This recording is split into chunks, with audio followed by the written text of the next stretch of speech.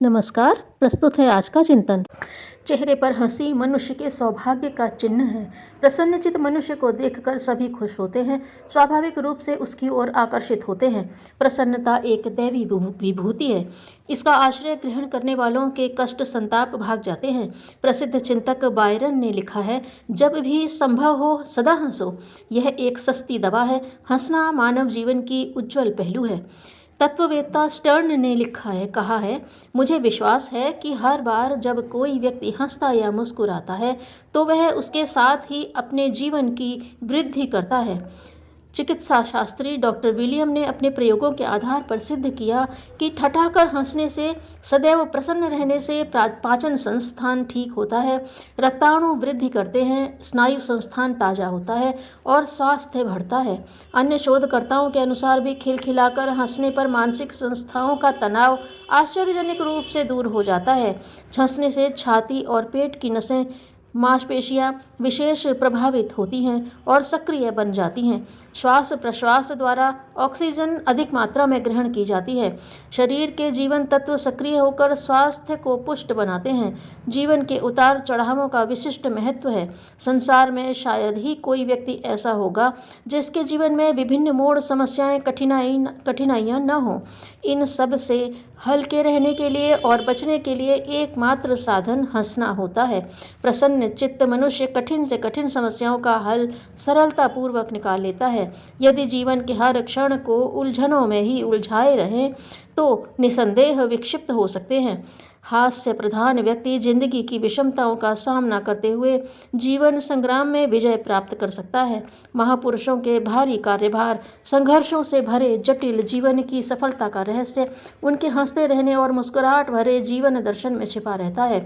महात्मा गांधी, तिलक, दयानंद, विवेकानंद आदि महापुरुषों के संस्मरण पढ़ने पर उनके विनोद प्रिय स्वभाव का परिचय मिलता है। श्री अरविंद ने अपनी बांग्ला भाषा में लिखी पुस्तक कारा कहानी में जेल जीवन की मस्ती व्यक्त करते हुए कहा है कि अलीपुर जेल की काल कोठरियों में वह और उनके साथी किस तरह रहते थे। अदालत की पेशी में फांसी की सजा पाए क्रांतिकारियों के मुंह से हंसी के फुहारे छूटते थे। यह विनोद प्रियता ही विषम परिस्थितियों और कठोर जीवन में चैतन्यता और जीवट प्रदान करती रही है। जापानी विचारक योन नागीचो ने लिखा है, जब जिंदगी की हरियाली सूख जाए, प्रगाढ़ मित्र और आत्मीय जन कांटों से भरे जीवन पथ पर छोड़कर चले जाएं और सृष्टि की सारी नाराजगी मेरी तकदीर पर बरसने वाली हो, तो ऐसे समय हे प्रभु, मेरे होठों पर ही की हंसी की उजली रेखा न जाए। हास्य, विनोद, मुस्कुराहट मनुष्य के स्वभाव को ठीक बनाने की अचूक दवा है।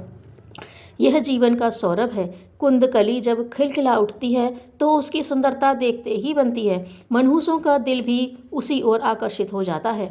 जीवन की पीड़ाओं से परेशान मनुष्यों के लिए भी वह कुछ क्षण नवजीवन का प्रेरणा स्रोत बन जाते हैं।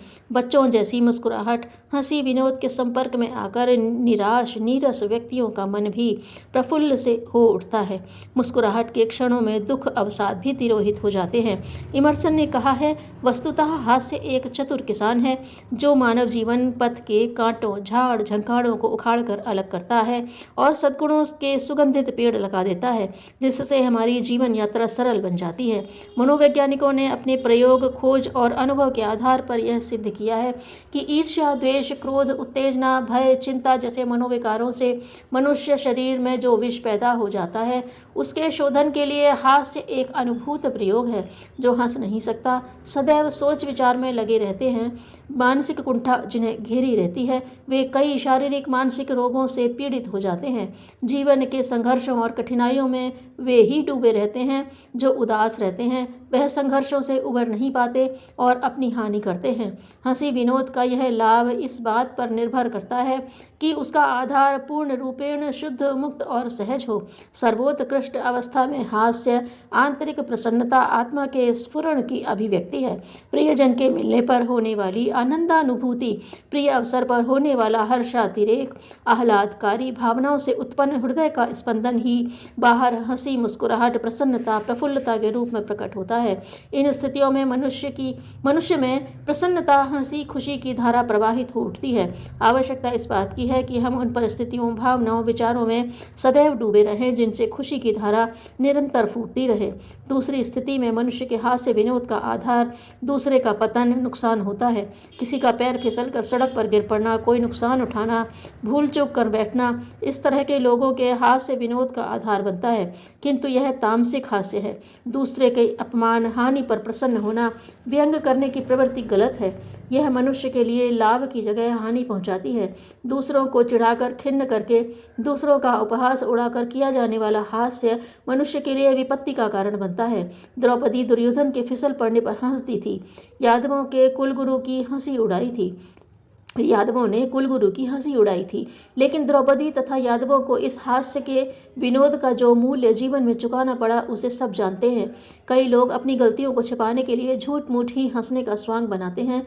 कुछ अकारण ही समय असमय वातावरण का ध्यान दिए बिना फूहड़ तरीके से हंसते हैं, न शिष्टाचार का ध्यान रखते हैं और न अच्छे बुरे व्यवहार का। इन सभी स्थितियों में हास्य त्याज्य है। इस तरह का हास्य जीवन में कठिन परिस्थितियों का कारण बनता है। मनुष्य के स्वास्थ्य संतुलित विकास में बाधक होकर उसका मूल्यांकन कम करता है। इस तरह के हास्य विनोदों से सर्वथा बचा जाना चाहिए और सहज उन्मुक्त भाव से सात्विक हास्य विनोद का अवलंबन लेना चाहिए, जिससे अपने आप को और दूसरों को प्रसन्नता हो। हम ऐसी हंसी हंसें जिससे मनहूसों, मायूसों के चेहरे पर भी मुस्कान दौड़ पड़े, दुखियों के दिलों में प्रसन्नता भर जाए, अपनी और सबकी व्यथा, भार, क्लेश, ग्लानि दूर हों। ऐसी हंसी हंसें। सचमुच ऐसी सात्विक हंसी मनुष्य की बहुत बड़ी संपत्ति है। इसे प्राप्त करने का सभी को प्रयत्न करते रहना चाहिए। इससे जीवन यात्रा मधुमय, मंगलमय बन सकेगी। सीखा हुआ ज्ञान जानकारी है, जबकि उघाड़ा हुआ ज्ञान अनुभूति है। धन्यवाद।